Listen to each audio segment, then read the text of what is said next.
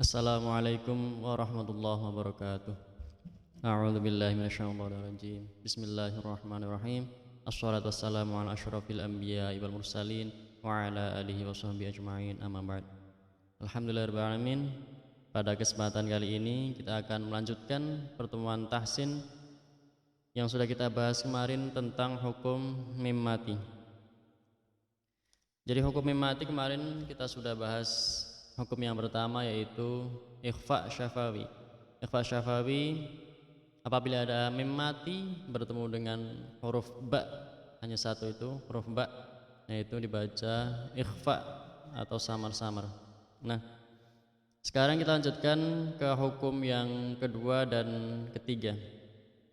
Di papan tulis sudah saya tuliskan ringkasan tentang hukum yang kedua yaitu idgham mimi. Idgham mimi atau idgham mithli atau idgham mithlain shaghir atau idgham shaghir. Nah, ini namanya banyak. Jadi jangan bingung nanti misalkan ada keterangan salah satu dari nama tersebut, idgham mimi, idgham mithli, idgham mithlain shaghir atau idgham mithlain atau idgham shaghir. Idgham mimi hurufnya hanya ada satu yaitu mim. Jadi apabila ada mim mati bertemu dengan mim hidup maka dibaca idgham mimi. Jadi kata mimi itu dari kata mim mati bertemu dengan mim hidup, jadi disebut idgham mimi. Adapun nama idgham mithlain itu karena kedua huruf ini sama makhraj dan sifatnya. Misli artinya sama atau semisal. Idgham mutamathilin sama artinya. Dan shaghir nanti ini berkaitan dengan hukum idgham mutamathilin. Nanti yang insyaallah pada pertemuan selanjutnya kita bahas idgham mithlain shaghir, idgham mithlain kabir dan yang lainnya. Huruf idgham mimi hanya ada satu yaitu mim. Contohnya innaha alaihim muqsadah. Jadi mim mati dimasukkan ke huruf mim hidup. Jadi seolah-olah mim yang kedua itu bertasydid dan langsung masuk ke mim yang kedua yang hidup. Innaha alaihim muqsadah. Atau yang contoh lain allati ad'amahum min ju'. Nah, kalian bisa cari contohnya di Al-Qur'an, banyak sekali. Lalu yang hukum yang ketiga yaitu idhar syafawi. Sudah kalian tahu bahwa idhar itu jelas, syafawi itu mulut tertutup. Hurufnya ada 26 kecuali huruf hijaiyah yang 28 kecuali dua, mim dan ba. Karena mim sudah masuk ke ikhfa syafawi dan mim sudah masuk ke idgham mimi dan ba masuk ke ikhfa syafawi.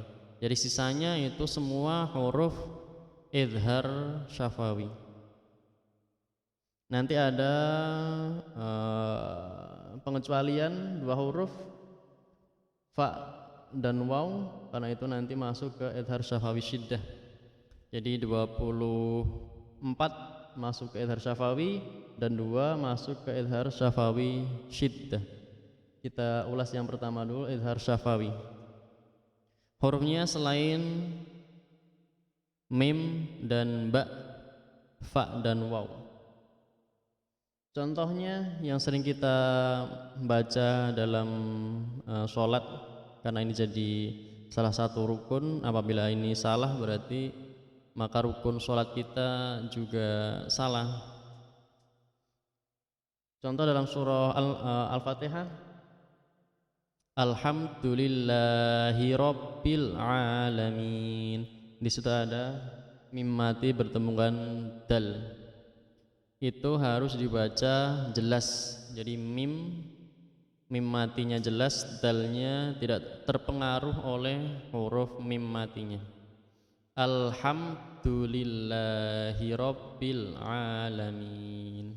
Tidak boleh dibaca alhamdulillahi rabbil alamin, karena itu terpengaruh oleh dengung dari mim mati. Jadi idhar syafawi itu tidak boleh berdengung, jadi harus jelas. Mim matinya jelas, alhamdulillahi rabbil alamin. Kemudian contoh yang kedua dalam surah Al-Ikhlas, lam yalid wa lam yulad. Dibaca jelas, tidak boleh dibaca lam yalid wa lam yulad. Nah, itu ada dengungnya, itu tidak boleh. Jadi mim mati harus dibaca jelas, lam yalid wa lam yulad.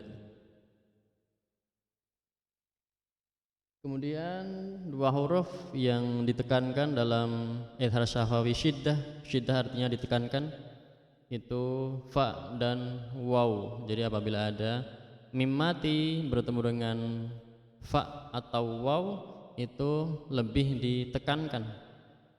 Contohnya dalam surah Al-Ikhlas, ghairil maghdubi alaihim waladdallin.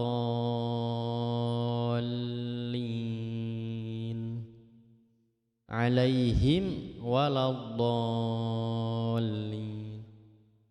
Dan itu juga idhar harus jelas juga, kemudian ditekan alaihim waladdallin. Kemudian contoh yang lain yang bertemu dengan fa, hum fiha khalidun. Contoh yang lain lagi, alladzi hum fihi mukhtalifun. Dan masih banyak contoh yang lain, silahkan kalian cari sebagai tugas. Contoh idhar syafawi itu termasuk idhar syafawi syiddah juga tidak masalah. Jadi cari 5 hukum contoh idhar syafawi, ditulis lengkap per ayat, berarti 5 ayat full, tidak potong-potongan ayat. Jadi 5 ayat, kemudian dikasih tanda mana yang dibaca idhar syafawi, kemudian tulis sebabnya apa bertemu dengan apa. Baik, untuk pertemuan kali ini kita cukupkan sekian. Dari saya sekian, wassalamualaikum warahmatullahi wabarakatuh.